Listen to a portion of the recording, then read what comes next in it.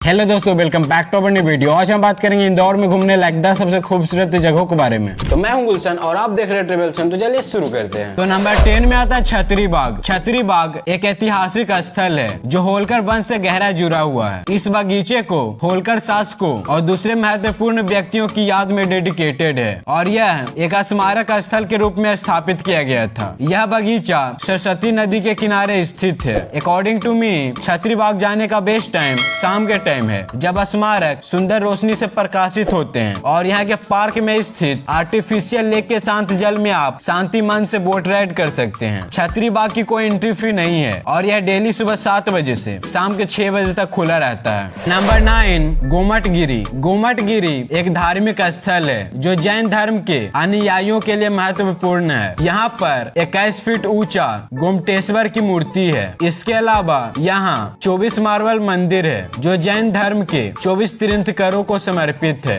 Number 8, Annapurna temple.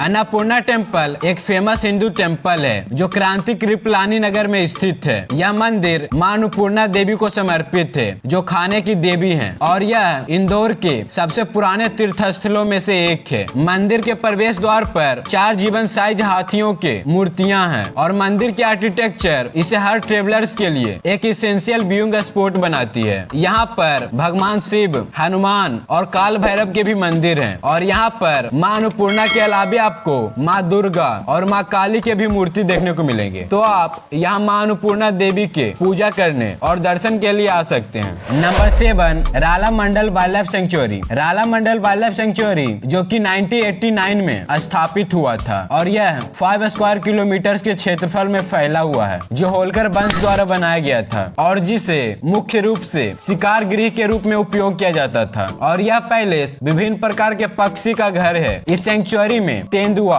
काला हिरन, sambar, चित्तल, blue वुल, भेड़की यानी भौंकने वाला हिरन और खरगोश जैसे जीव जंतु पाए जाते हैं। यहाँ पर टीक, साजा, चंदन, बाबुल और बाम्बू जैसे फेमस पेड़ भी पाए जाते हैं। तो आप यहाँ जाकर विभिन्न प्रकार के पेड़, पक्षी और जानवर देख सकते हैं। नंबर 6, पाताल पानी वाटरफॉल। पाताल पानी वाटरफॉल एक 300 फीट ऊंचा जलप्रपात है और यह चोलर नदी पर स्थित है। इसका नाम पाताल पानी इसलिए है क्योंकि इसका पानी गहराइयों तक जाता है, जैसे कि अंडरवर्ल्ड में। यहाँ के हरित वातावरण के बीच में यह जलप्रपात स्थित है जो इसे एक अनोखा और नेचुरल पैलेस बनाता है। लोग यहाँ अपने फैमिली और फ्रेंड्स के साथ वीकेंड में पिकनिक पर आते हैं। Number 5, Khajrana Ganesh temple. Khajrana Ganesh temple Rani Ahilyabai Holkar द्वारा 18th सेंचुरी में स्थापित किया गया था। यहाँ के मेन देवता भगवान गणेश जी हैं जो हिंदू परंपरा के अनुसार शुरुआत के देवता और बाधाओं को दूर करने वाले माने जाते हैं। मंदिर की सुंदर आर्किटेक्चर और शांत वातावरण के लिए यह एक पॉपुलर तीर्थ स्थल है और मंदिर के अंदर गणेश जी के अनेक सुंदर प्रतिमाएं हैं। ऐसी मान्यता है कि यहाँ के दर्शन करने से मन को शांति मिलती है और मनोकामना पूर्ण होती है। यहाँ लोग मंदिर के बाहर चक्कर लगाकर और धागा बांधकर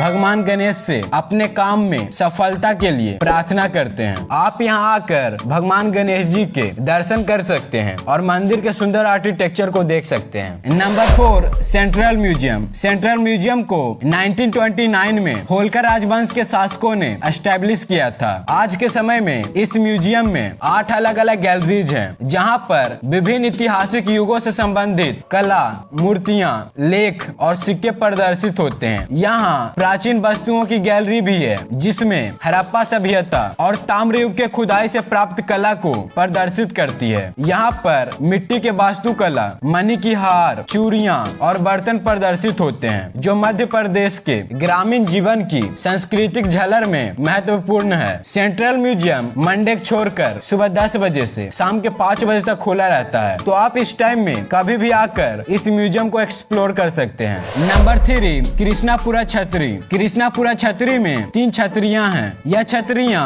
होलकर राजवंश के महत्वपूर्ण लोगों के अंतिम संस्कार स्थल स्थल पर बने हैं, इसलिए इन्हें होलकर छतरी भी कहा जाता है। छतरी एक प्रकार की स्मारक है जो मरने वाले व्यक्तियों के समाधि स्थल पर, अंतिम संस्कार स्थल पर बने हैं। कृष्णापुरा छतरी भी ऐसे ही स्मारक है जहाँ पर इंदौर के राजवंश के नेताओं के अवशेष दफनाए गए थे। इन स्मारक का निर्माण विभिन्न प्रकार के पत्थरों से हुआ है, तो आप यहाँ जाकर इन स्मारकों को देख सकते हैं। नंबर 2, लाल बाग पैलेस। लाल बाग पैलेस एक राजमहल है। इसे होलकर शासकों ने 19वीं सेंचुरी के अंतिम दशक में बनवाया था। आज यह महल एक म्यूजियम है और यहाँ पर आर्टिफैक्ट्स और पेंटिंग्स की कलेक्शन है जो इंदौर के इतिहास को दिखाते हैं। यह महल 28 हेक्टेयर की एरिया में फैला हुआ है। इस महल में हिंदी फिल्म कलंक के कुछ हिस्से भी शूट किए गए थे, जिसमें वरुण धवन, आलिया भट्ट और माधुरी दीक्षित थे। आप यहाँ विजिट करके महल को भी देख सकते हैं और साथ ही कन्वर्टेड म्यूजियम को भी एक्सप्लोर कर सकते हैं। और नंबर 1 में आता है राजबाड़ा पैलेस। राजबाड़ा पैलेस जो कि होलकर पैलेस या ओल्ड पैलेस के नाम से भी जाना जाता है। यह एक ऐतिहासिक महल है और इसे